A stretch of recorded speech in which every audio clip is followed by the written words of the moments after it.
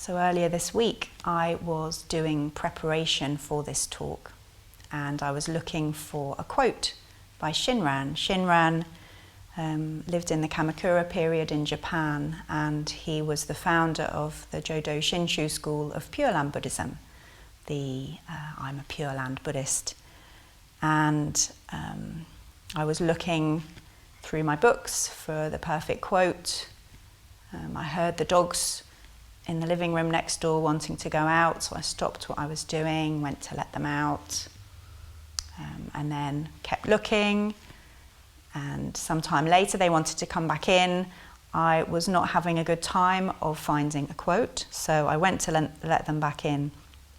And as I went to go back to my office, I noticed that Ralph, one of our little dogs, had a certain look in his eyes.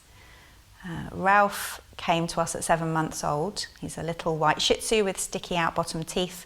So when Ralph arrived with us, we thought he was a very placid animal. We thought we'd really lucked out. The previous owners told us that he was very calm around cats. We have a cat.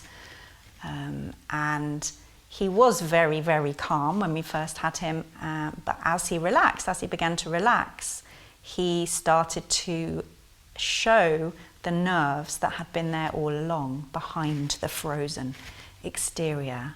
So he shouted and chased our cat, he shouted at our cat, shouted at birds, shouted very loudly at other dogs.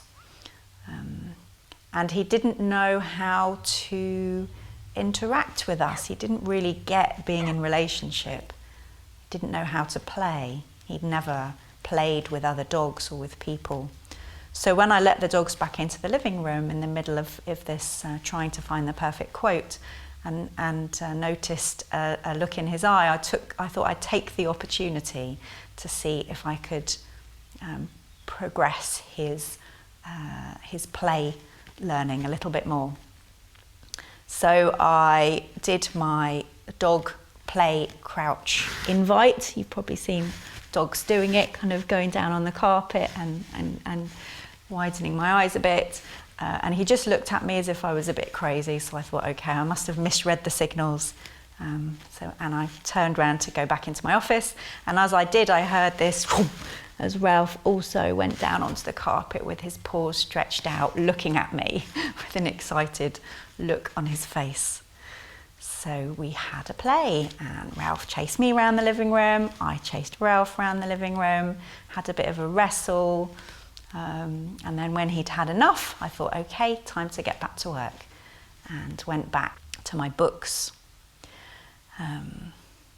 As I sat back down at my books, looking for this perfect quote, I realised that what I'd been doing was looking for the quote that would make me look really clever, the quote that would lead to enlightenment in the people watching, or that would at least make me look like an excellent Dharma teacher.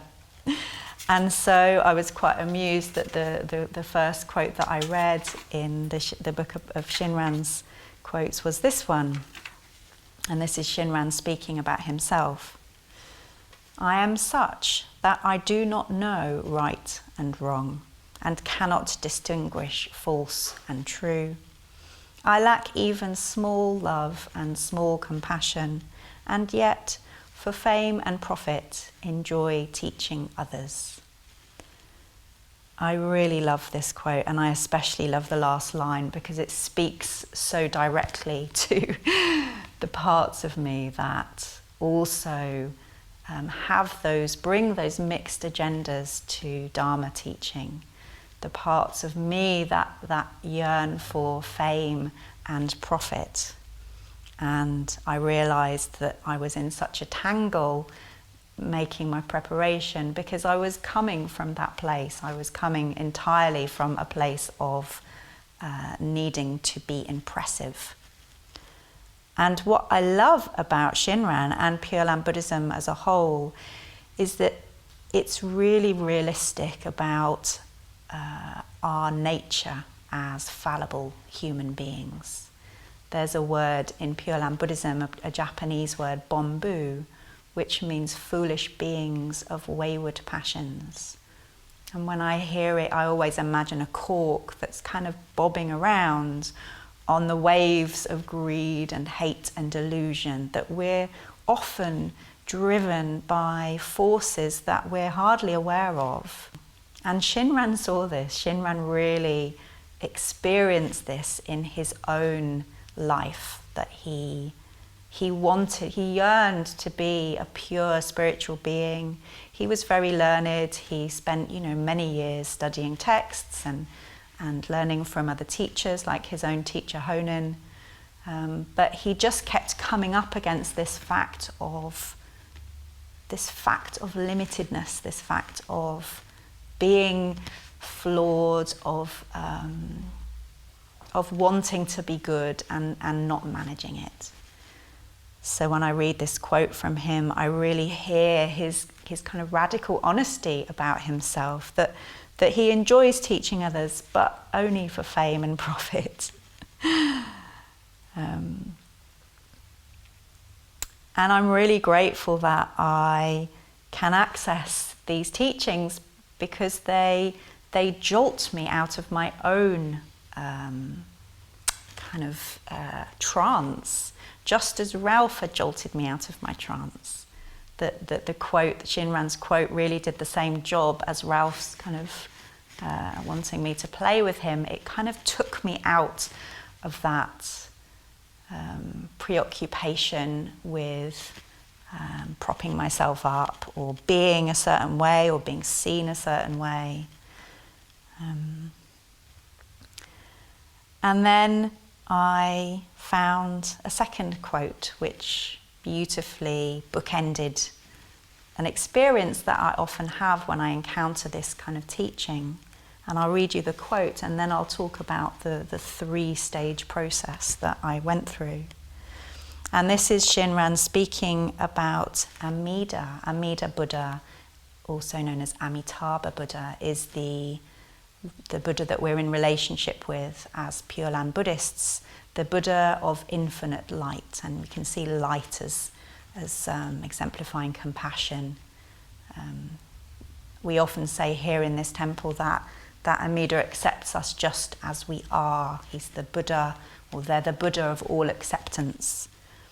And Shinran, when Shinran speaks about Amida, I love the feeling that I get from his words, which matches my own feeling of a real loving relationship, something that's really true.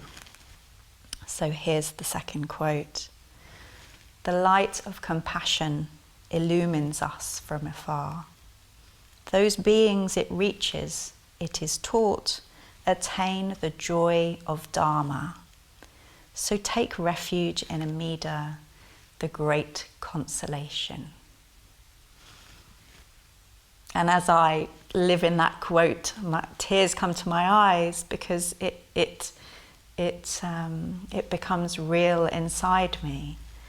And I have also been lucky enough to have a taste of what Shinran's speaking about. I particularly love that word consolation. Again, I don't think it's often used in Buddhist circles, but for me, spiritual life is about finding consolation. It's about finding that steady place where we can be soothed and where we feel like we're accepted in order to go forth and do the things we need to do in the world, face the things we need to face. So the 3 stages of the little process of kind of coming back to, I was going to say coming back to myself, but it's actually the opposite of that. It's coming back to the Buddha. The first bit is getting tangled, is getting into a tangle. And when I was searching for the perfect quote, I was getting more and more into a tangle, waiting for something that would bring me the solution to my nervousness, or to my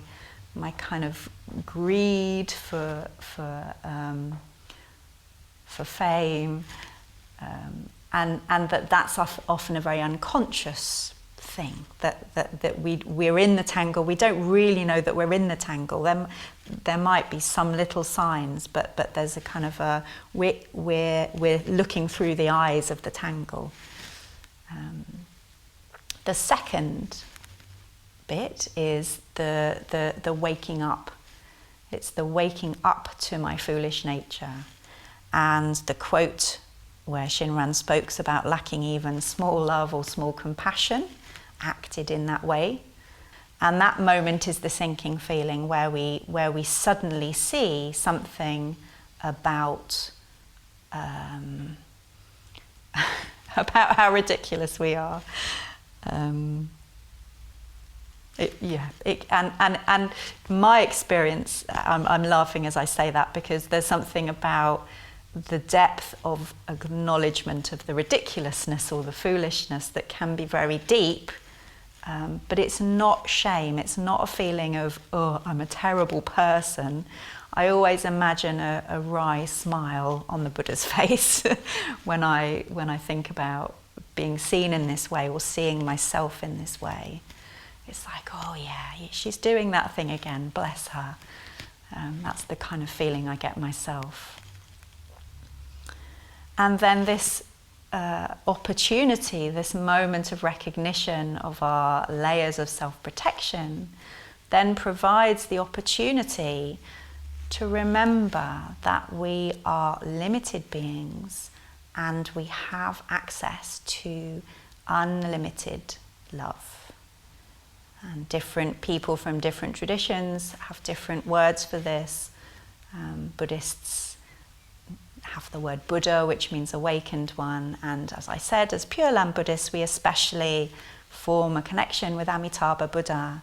And this is where an opening becomes possible and Amitabha's light can enter us.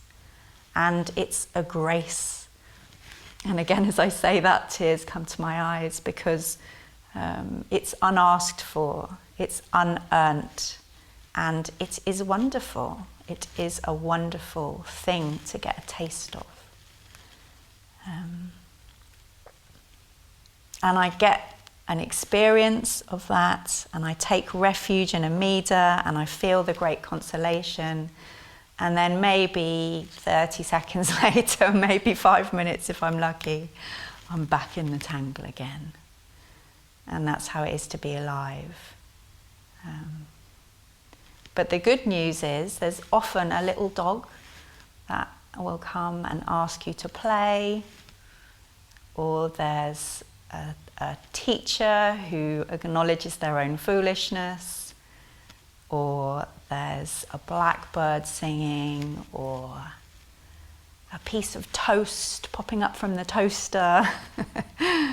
That everything around us has the opportunity, has the capacity to appear in the form of the Buddha appears in many different forms, and definitely Ralph was bringing me the Buddha in that moment.